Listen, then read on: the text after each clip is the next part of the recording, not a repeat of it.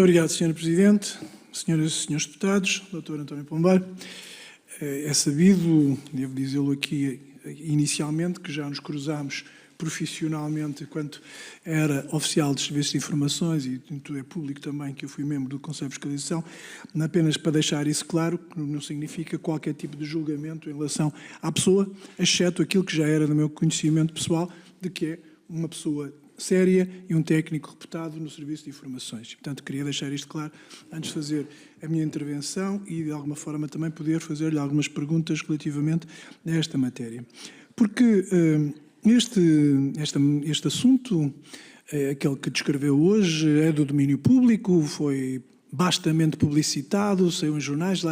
A comunicação social tem sido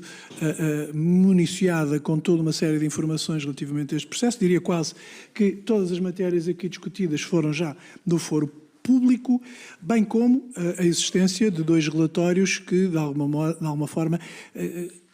constroem todo este sistema. Ou seja, em primeiro lugar, o relatório da Inspeção-Geral de Finanças e, em segundo lugar, o relatório do grupo de trabalho ao qual pertenceu e que fez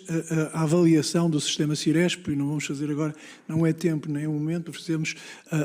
intervenções relativamente à avalia e à necessidade do próprio sistema, porque é insuspeita a necessidade que temos do mesmo.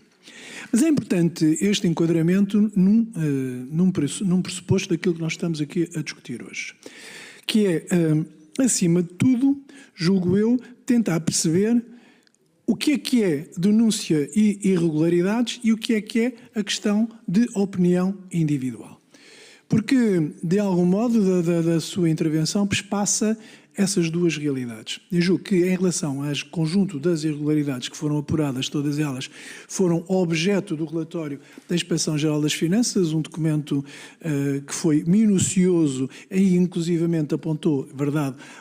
algumas irregularidades, sendo certo que, tanto quanto foi do nosso conhecimento, e não tivemos acesso a esse relatório, mas tanto quanto é do nosso conhecimento, irregularidades, nomeadamente a comportamentos individuais, principalmente algumas questões que foram referenciadas sobre percepção de vencimentos indevidos ou acertos de contas, todas elas foram regularizadas à medida que eram indicadas, e pelo menos, tanto quanto também já ouvimos ler, que o próprio relatório da IGF concretizava essa mesma situação. Essa é uma das questões relevantes, do qual é importante também retirar todo um conjunto de outras irregularidades que aqui nos veio trazer. Também elas já constavam todas da comunicação social, nomeadamente um conjunto de procedimentos que não terão ocorrido adequadamente, e foi a elas também que o Sr. nos referenciou hoje à tarde, mas que, de algum modo, elas próprias encontravam respaldo e justificação no próprio relatório da IGF, de tal forma que, se tivesse havido algum tipo de irregularidade, tivesse outro tipo de contornos, quer de violação direta de lei ou, inclusivamente, como foi aqui dito, de violação uma matéria que pudesse ser considerada criminal, elas teriam sido objeto de denúncia perante o Ministério Público, e o Ministério Público atempadamente teriam agido, uma vez que estamos a reportar-nos a situações anteriores a 2024, e, portanto, situações que já eram conhecidas atempadamente e constavam desse mesmo relatório. Mas as questões de fundo e a grande questão que lhe queria colocar relativamente a esta matéria é não as suas motivações, o que percebemos claramente as suas motivações, mas também percebemos que grande parte das divergências que, quer na sua carta de renúncia, quer nos seus protestos junto do gabinete do Ministro, que resultam ou de divergências jurídicas ou de divergências pessoais. Porque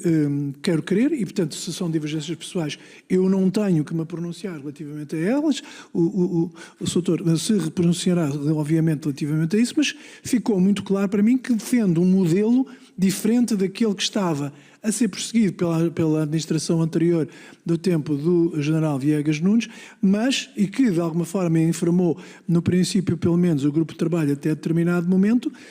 Mas divergências de opinião não são questões que possam levar a que se venha para a praça pública acusar de irregularidade um conjunto de pessoas. São, acima de tudo, divergências de opinião em que está numa sala onde as opiniões divergem mais do que aquilo que se poderia esperar em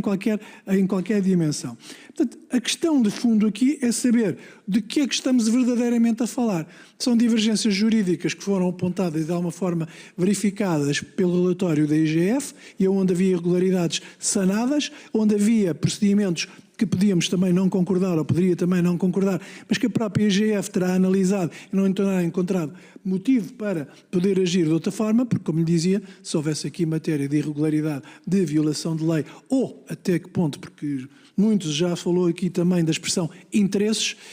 teria havido aqui necessariamente uma intervenção do Ministério Público para poder apurar verdadeiramente as questões que estavam em causa, nomeadamente nesse relatório da IGF.